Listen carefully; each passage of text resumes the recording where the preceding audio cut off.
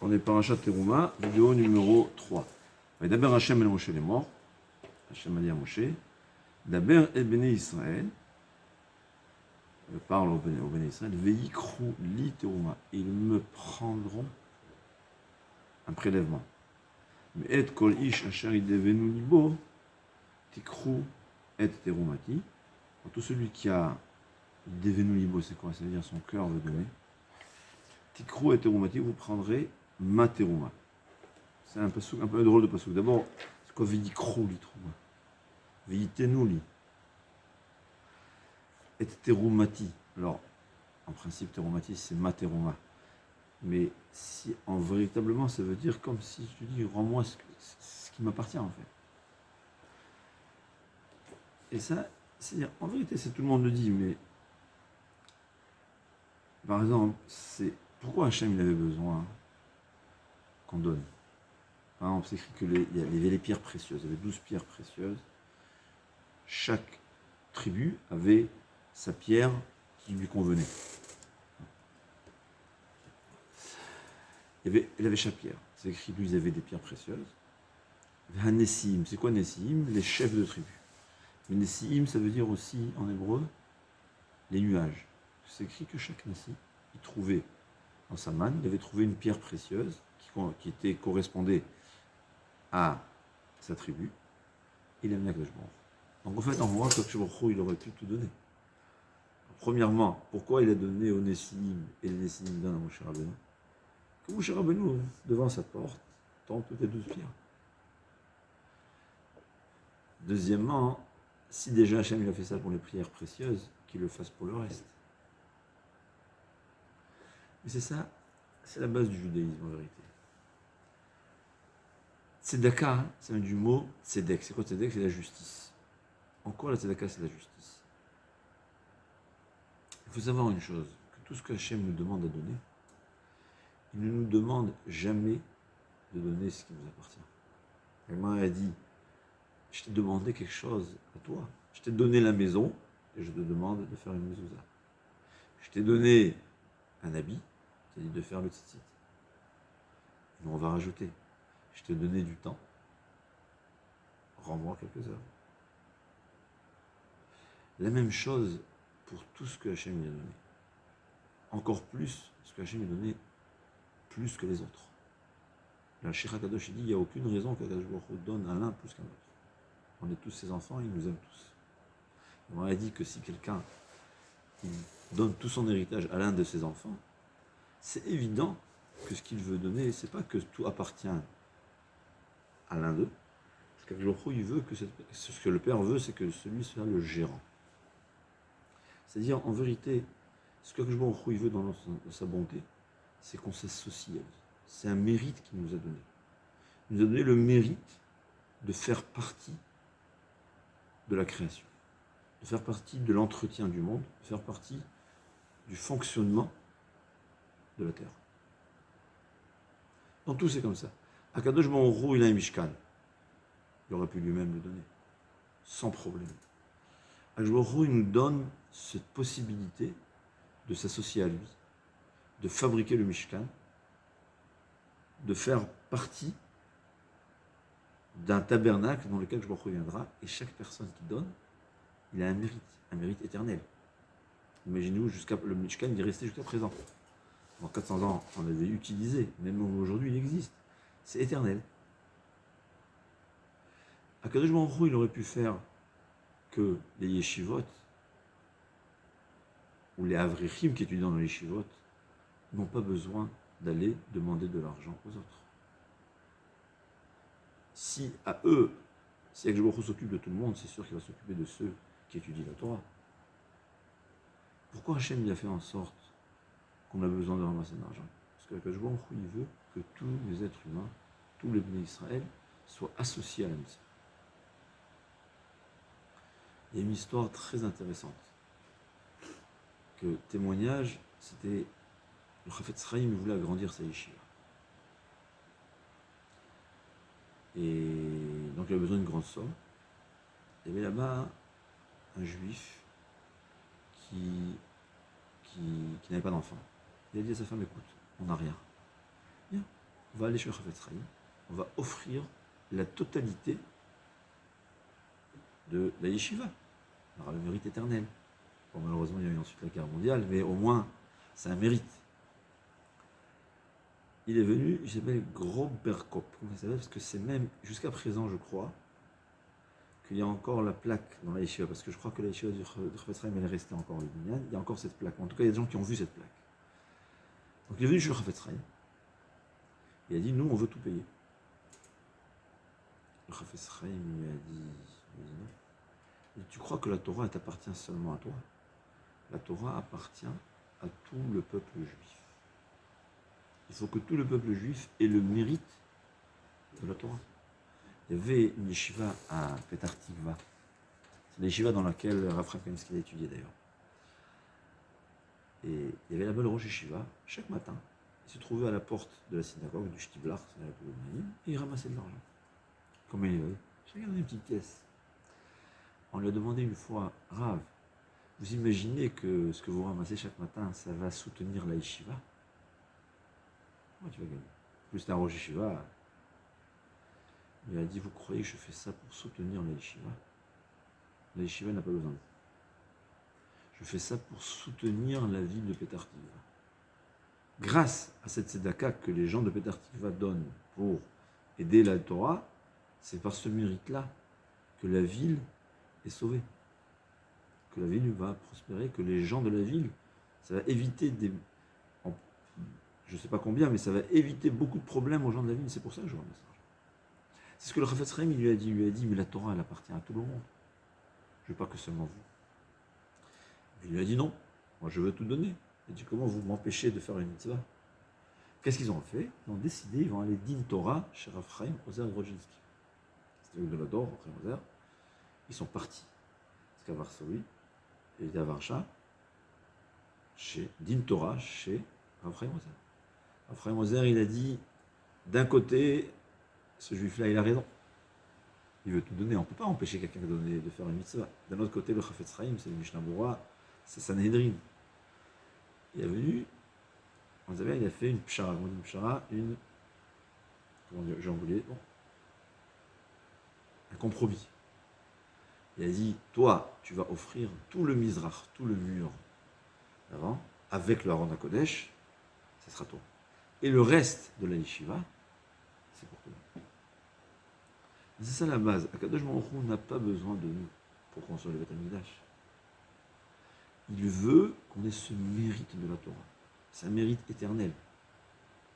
Donc, quelqu'un, il a aidé la construction d'un Beth Amikdash, d'une yeshiva, n'importe quoi. Il a un mérite éternel. Chaque mot étudié dans cet établissement, il a un mérite. Et le Baruch Hu, il veut que chaque juif, comme c'est la Gemara dans Masechet, sauf Masechet Ketuvot, il faut le mérite de la Torah. Comment on aura le mérite de la Torah? On ne peut pas tous étudier. Akadosh Baruch Hu, il a fait que ceux qui étudient la Torah ont besoin de ceux qui n'étudient pas. Bien que toute la prospérité qu'il y a dans le monde, c'est grâce à ceux qui étudient la Torah. Et normalement, ça aurait dû être eux les premiers servis. Comment on dit? Quand la olam nizon bishvil chanina beni, tout le monde est nourri par le mérite de Chanina Beni, mais Chanina Beni lui-même, Daïlo bekav charouvin me'erev Shabbat l'erev Shabbat, il mangeait 3 kilos de karoub par semaine. C'est ce qu'il avait, rien. Il n'avait même pas de quoi allumer les bougies de Shabbat. Donc, je m'en fous, c'est ça.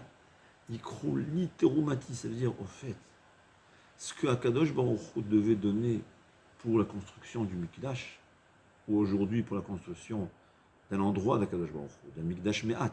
C'est quoi les yeshivot? C'est quoi les synagogues? C'est Mikdash Me'at. Un petit Mikdash. Akadosh Baruch Hu n'a pas besoin de nous. Il veut qu'on s'associe. Mais c'est pas seulement il veut qu'on s'associe. Il donne à la personne plus que ce qu'il mérite.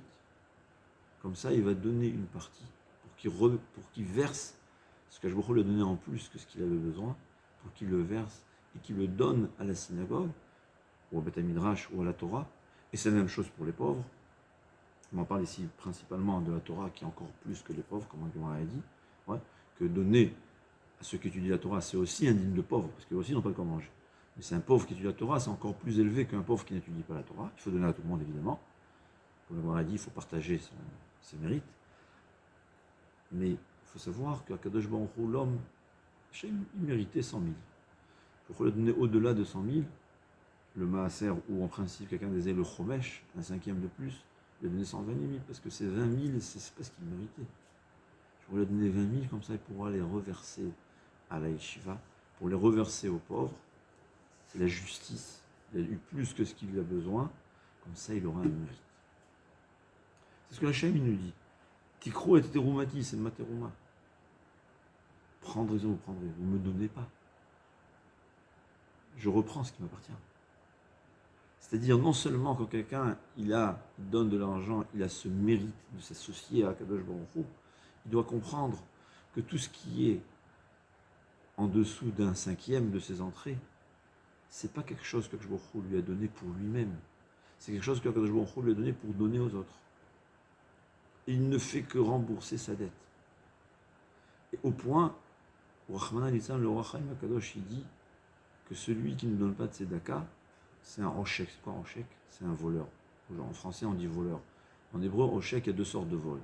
Il y a vol quand je fais rentrer dans ma main dans la poche. On fait rentrer la main dans la poche de quelqu'un, ça s'appelle voler gneva. Mais quelqu'un qui a de l'argent qui est venu à ses mains, il ne le rend pas, ça s'appelle oshek. C'est du vol.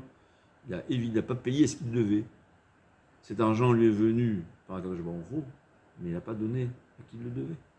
C'est comme si je donne à quelqu'un 1000 euros, je lui dis écoute, tu as 1000 euros, mais je veux que tu reverses 200 euros à ton frère. Qu'est-ce qui va se passer si cette personne il prend les 1000 euros, il utilise tous les 1000 euros et il ne donne pas les 200 euros à son frère? Dit le Sefer Chassidim, c'est un voleur, et Olam Haba, il a sur son front un tampon voleur. De qui il a volé, c'est pas s'il a volé d'Hachem, ou il a volé du pauvre, mais c'est un voleur. C'est ça la base à savoir. Tikro et terumati, c'est la mienne. Il ne nous a jamais demandé de donner quelque chose si d'avance il ne nous a pas donné de quoi donner. C'est ça la base de la tzedaka. Il y avait beaucoup de riches aux États-Unis qui sont habitués à donner la tzedaka. Ils comprennent très très bien que quand quelqu'un, comme le Chafetz Chaim dit, quand quelqu'un vient me demander son argent, de l'argent de la tzedaka, il ne me demande pas de lui donner, il ne me demande pas mon argent. Il demande ce qui lui appartient. Je dois lui dire merci d'être venu, parce que s'il n'était pas venu, j'aurais dit allez moi te rechercher. C'est ça ce que la Torah dit. Alors on demande comment c'est que tu donnes tellement? Il dit parce que dans ma tête, ce qui est pour la tzedaka, c'est une marque, c'est combien il faut donner un dixième ou un cinquième. Quelqu'un qui est aisé, c'est sûr qu'il doit donner un cinquième, et peut-être même plus. Il dit pour moi, quand j'ai gagné 1000, j'ai pas gagné 1000, j'ai gagné 80. Dans ma tête, j'ai pas gagné 1000. Je donne même, c'est même pas l'argent qui m'appartient. C'est pas l'argent qui m'appartient. C'est la vérité. Mais c'est comme ça qu'on doit vivre. Et donc j'ai plus de Yetzirah. C'est pour moi, c'est pas un effort de donner. Au contraire, comme le Chafetz Chaim dit, quelqu'un il vient chez moi, il m'a rendu service. Moi j'aurais dû aller être à la recherche. Akadosh Baruch Hu, il m'a donné 1000 à condition que je reverse 200 aux pauvres. J'aurais dû moi être à la recherche de ces pauvres, eux ils viennent chez moi. C'est vrai qu'ils me tapent à la porte à 10h du soir, en pleine série. Hein, mais au moins c'est merci, parce que sinon moi j'aurais dû aller les chercher. Comme le Chafetz Chaim dit, quand quelqu'un vient me demander de l'argent, c'est comme s'il me propose de me vendre un diamant de 10 carats pour 1000 euros. Hein? Comment je vais réagir? T'as pas honte de me déranger? C'est comme ça qu'on va réagir? Merci d'être venu. Si j'ai pas, avec un sourire, je m'excuse. J'ai pas. J'aurais voulu. Mais j'ai même 1000 euros, j'ai pas. Ah, c'est une bonne affaire, mais je veux pas. C'est comme ça qu'il faut réagir. Mais à savoir, quand on a cette chance, d'ailleurs, je vais terminer par ça, j'ai un ami qui est un collègue. Et suite au corona, il me dit, on a réussi à s'arranger par téléphone, à ramasser tout ce qui a fait besoin pour mon collègue. Alors il a demandé à son Rav, c'est Rav, j'ai oublié le nom, Rav Nebrak. Il lui a dit, alors j'ai pas besoin de voyager. Il a dit non, Hachem, il faut voyager. Il y a une nécessité que les rachets collègues, ça ça propage la Torah, ça donne. Ils ont besoin de voir ça. C'est une nécessité. Akadosh Baruch Hu a besoin. Akadosh Baruch Hu, en d'autres termes, Akadosh Baruch Hu aurait pu faire qu'on n'a pas besoin de ramasser de l'argent, que les pauvres ne soient pas pauvres, et que le Talmidei Chachamim n'ait pas d'argent. Mais Akadosh Baruch Hu, que c'est la Gemara qui le dit, c'est ce que la Torah nous dit, c'est ce que Akadosh Baruch Hu nous dit, qui lui a créé le monde nous dit. La raison pour laquelle il a fait il y a des différences, c'est les akot et tarachiri, pour que le riche ait du mérite. On va donner une partie de notre argent pour qu'on ait du mérite. Sinon, on n'aurait pas de mérite. Sinon, on n'aurait pas de Torah. Quelqu'un qui n'a pas étudié la Torah, toute la Torah, et qui n'a pas aidé la Torah, il arrive en haut, même si c'est un tzaddik, il sera en là-bas, il va être sourd-muet. Tout le monde va étudier la Torah, et lui, voilà, il ne comprend rien. Il ne peut rien étudier. Mais il a aidé la Torah, et bien en haut, il pourra étudier la Torah. Sans parler du fait que quelqu'un qui est aisé et qui n'a pas donné, le Or HaChaim HaKadosh, le Al-Shich HaKadosh, le Sefer Hasidim, et ça c'est des tzadikim, des gdolim, qu'ils savaient ce qu'ils disaient. Ils devinaient la Gemara. Des fois, nous, on étudie la Gemara, on comprend comme ça. Le Or HaChaim HaKadosh, le Al-Shich HaKadosh, on les appelle Kadosh, c'est pas simple. Et le Sefer Hasidim, c'est connu que c'est 3 livres qui savaient ce qu'ils disaient, ils voyaient les choses.